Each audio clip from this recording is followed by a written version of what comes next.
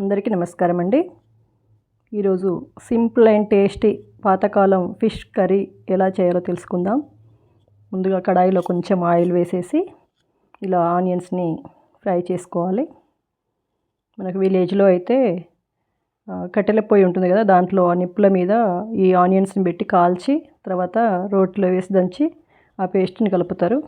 కానీ ఇప్పుడు మనకు అలాంటి ఫెసిలిటీస్ లేవు కాబట్టి ఇలా చక్కగా కొంచెం ఆయిల్ వేసి ఫ్రై చేసుకుంటే సేమ్ అదే స్మెల్ వస్తుందన్నమాట. ఇలా బ్రౌన్కిష్ వచ్చిన తర్వాత దాన్ని చల్లార్చి పేస్ట్ వేసేసుకోవాలి. అవసరమైతే కొంచెం వాటర్ యాడ్ చేసుకొని ఇట్లా స్మూత్గా పేస్ట్ వేసేసుకుంటే అయిపోతుంది. తర్వాత ఫిషెస్ని ఇట్లా నిమ్మరసం వేసి కర్డ్ వేసి క్లీన్ చేసుకుంటే ఆ నీచు అనేది పోతుంది. ఎందుకంటే ఇవి వాటర్లో ఉండేటివి కాబట్టి ఆ నీచు వాసన వస్తే అసలు కర్రీ మొత్తం పాడైపోతుంది.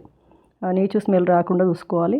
అలా ఇప్పుడు నేను కేజీన్నర ఫిష్ తీసుకున్నాను అండి. అందులో కొన్ని ఫ్రై కోసం పక్కకు పెట్టుకున్నాను. ఇదే ఆనియన్ పేస్ట్ని ఫ్రైకి కూడా కొంచెం ఉంచేసాను. ఇప్పుడు ఆనియన్ పేస్ట్, కారం, ధనియా పౌడర్, ఉప్పు,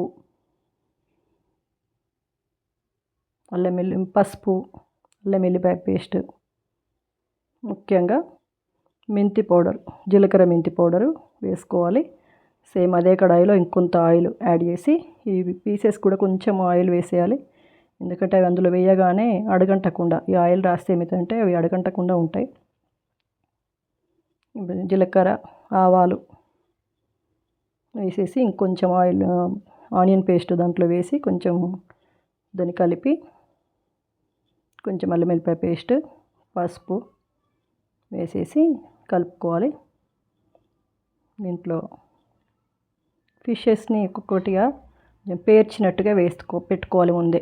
ఎందుకంటే అవి కొంచెం డెలికేట్గా ఉంటాయి కాబట్టి ముందే జాగ్రత్తగా వాటిని పెడితే అప్పుడు వాటిని మనం కలపడానికి కూడా ఈజీగా ఉంటుంది.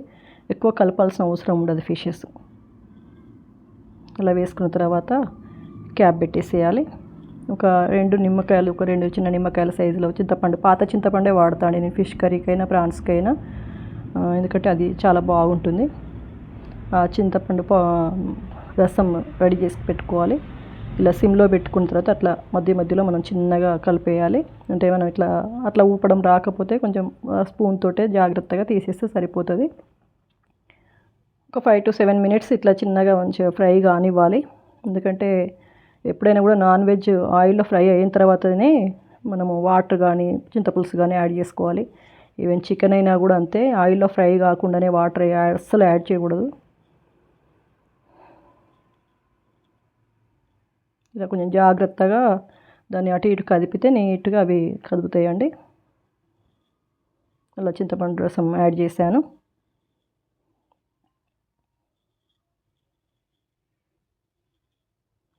ఎక్కువ వాటర్ పోయొద్దండి. ఎప్పుడైనా కూడా ఫిష్ కర్రీకి తక్కువనే పడతాయి. కొంచెం ఆ పీస్ కనబడనట్టుగా ఉండేలాగా ఉంటే సరిపోతుంది.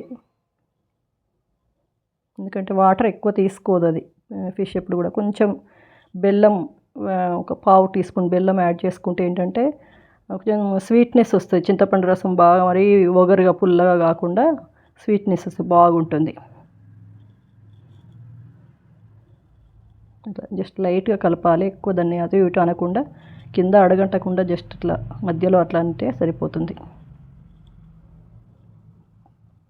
దీనికి ఇప్పుడు కొత్తిమీర యాడ్ చేసుకుంటే బాగుంటుంది. కొత్తిమీర యాడ్ చేసుకున్న తర్వాత జస్ట్ 1 minute అట్లా ఉంచేసి స్టవ్ కట్టేసుకోవచ్చు. కాసేపు అయిన తర్వాత మనకు అర్థమైపోతుంది, అది ఆయిల్ అంతా పెరుగుతుంది.